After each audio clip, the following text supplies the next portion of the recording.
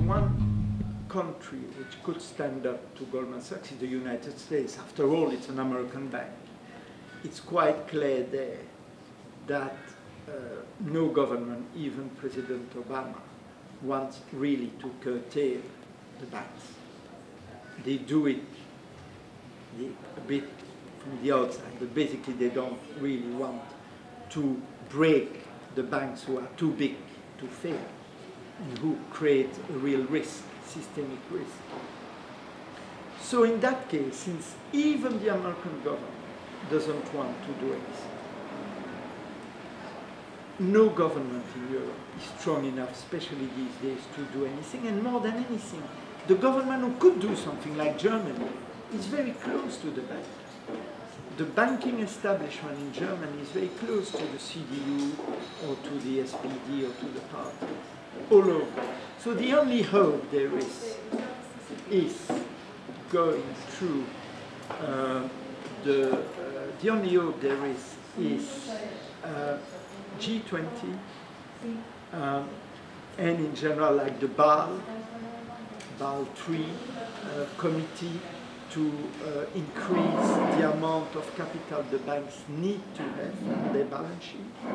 That's the only hope we have. It's at the international level, the European Commission.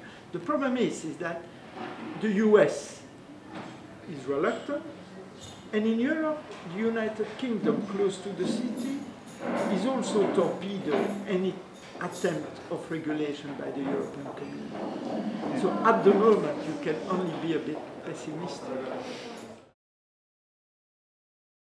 Je crois qu'une des grandes erreurs que font beaucoup de gens en lisant mon livre, c'est de croire dans les théories de la conspiration, qu'il y a un plan préarrangé, préordonné de domination du monde par les banquiers.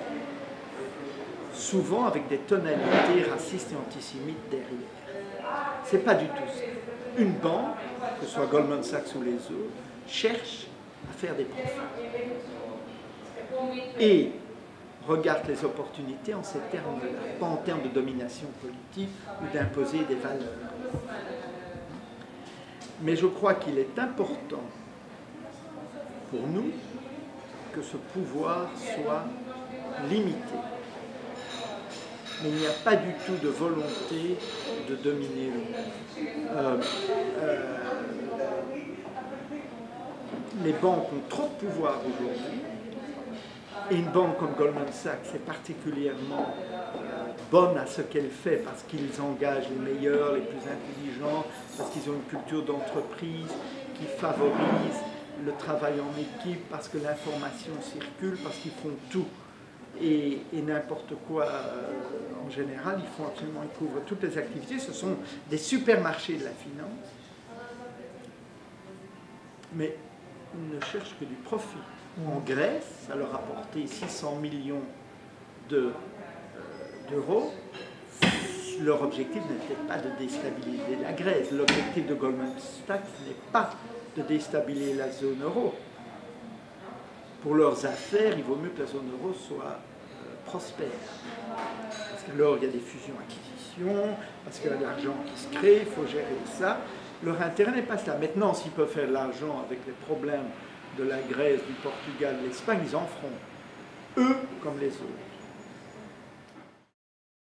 During your book, you pass on the idea that the people that work directly with Goldman Sachs live in a bubble, isolated from the rest of the world.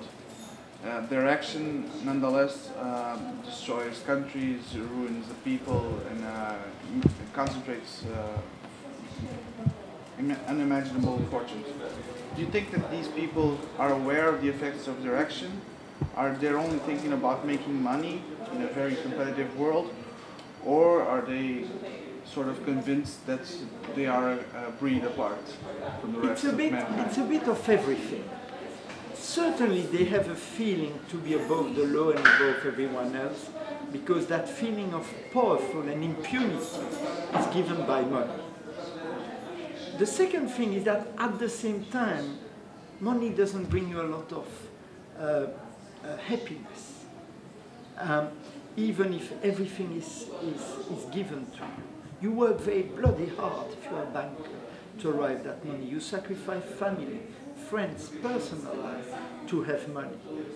It's not enough. You don't exist by money. One banker could be replaced by another banker. It's like cooking without being a chef. You know, everyone can cook. So you give money to philanthropy to exist. But you don't realize, because you live in your bubble, that you will give money to help the orphan children in Africa.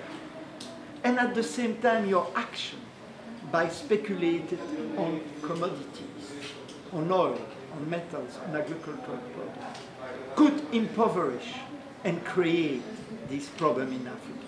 They just don't see that. I've tried to explain to them this incredible link there is between their action and what they try to fight. And I think they live in a bubble.